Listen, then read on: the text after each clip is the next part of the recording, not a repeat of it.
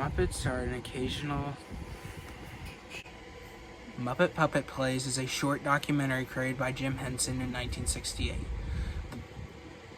The documentary is basically him and Frank Oz explaining how they create their puppets and how puppets are made and how you can create puppets at your house, in your own home. Taking various household objects and making puppets. For many years, there was only a short clip of the documentary online. However, in 2023, Sesame Street writer Greg Shemin released the documentary onto YouTube, as he had found a VHS copy somewhere. I don't know, maybe on eBay. And I'm just saying, I'm not saying this off script. In 1964, Roald Dahl released Charlie and the Chocolate Factory, his third children's book and one of his first children's books after World War II, and the first in over a decade, since he had mostly worked on adult books and adult magazines during that time. And one of the only other children's books that he did was called The Gremlins, based on his experience in World War II. However, the Charlie and the Chocolate Factory book that we got was so far from Roald Dahl's original manuscript that the entire book would have been different. And one of those was an entirely missing child, because originally, instead of being 5 children, there was going to be 6 children, with the 6th one being a girl named Miranda Piker, who was a snobby goody two-shoes who had a head teacher, as it's known in the UK, or a principal as her father. And main focus of this part of the video is going to be the lost chapter of this. It's called Spotty Powder. In the chapter, Mr. Wonka takes the remaining kids to a part of his factory where he makes something called Spotty Powder, a powder that is similar to a pixie stick that when ingested, covers your face and essentially spots to make it look like you have chicken pox. Miranda Piker, who her snobby goody two-shoes father, who believes that the kids are going to use this to get out of school, which is the intended purpose.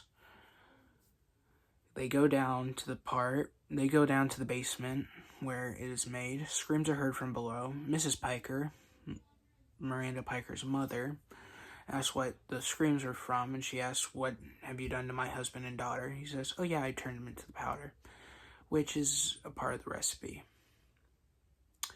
It was unknown why this was removed. However, it was probably because it was too dark, and it was also because of it either being too similar to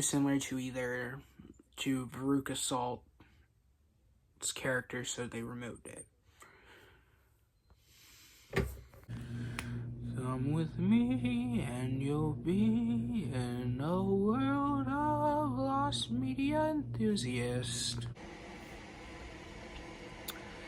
In 2022, as an HBO Max exclusive, presented as an HBO Max exclusive, Batgirl was released. However, it was shortly taken out of production by Warner Brothers due to funding. The film is slated to be released later this year, however, most likely it is not. Moving on. Super Friends was a canceled superhero film, sort of as a sequel to the Lego Batman film. However, due to the lackluster performance of the Lego Movie Part 2, Warner Brothers ended up getting rid of this, ended up quitting doing Lego movies and sold the rights to do Lego movies to Universal. However, due to Universal not owning DC Comics, it is most likely we are not going to see this film be made. I hope you guys enjoyed this video. Make sure to like, subscribe, comment, do whatever you want to do. Just kidding, don't do that. Just make sure, just like, subscribe, comment. As the text said, the Doctor was originally meant to say, "I'll take you to Blackpool." However, with season 23 being canceled and a lack of time to film a new ending, they essentially just cut Colin Baker's line, Colin Baker saying Blackpool, out, and just ended him saying, "I'll take you to," then the credits. The second story of season 23, the original season 23, is called Mission to Magnus. In this, Doctor and Perry land in a battle between two sets of Ice Warriors. This would essentially have been the Ice Warriors' return to the series, and would have been the first time that they would have been seen since the monster of Peladon back in John Pertwee's era.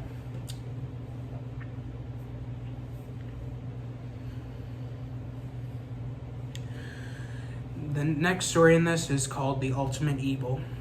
In this, a resort planet villain uses a mind control device to turn essentially wholesome people into raging killers.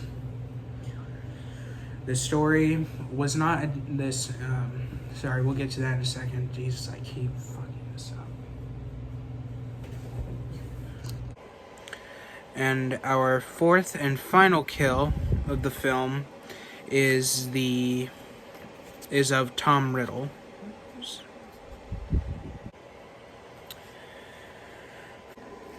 I counted 4 kills in Harry Potter. One of them was a female, one of them was a male, and the other 2 were of mythical creatures, giving us this pie chart. The black is supposed to represent the mythical creatures.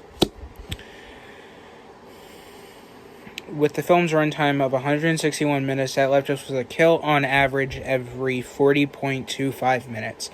I'll give the golden machete for coolest kill to Tom Riddle's memory, as it's just, you stab the frickin', I counted 4 kills in Harry Potter and the Chamber of Secrets. It consisted of 1 girl, 1 male, and 2 mythical creatures, giving us this pie chart. I'll give the golden machete for coolest kill to Tom Riddle's memory, as Harry just stabs the diary and he just explodes, and it's just so cool. Broken Hatchet for lamest kill will go to Moaning Myrtle, mainly because it doesn't show us anything. It just shows the 4 teachers carrying her down the stairs on the stretcher. And that's it. Harry Potter. Telecrime is an early BBC whodunit television crime drama broadcast from 1938 to 1939. And in 1946 as Telecrime following the Second World War. It is listed by Guinness World Record as the first crime show on television. Plot. The episodes consisted of short whodunit crime mysteries lasting 10 to 20 minutes. Television viewers were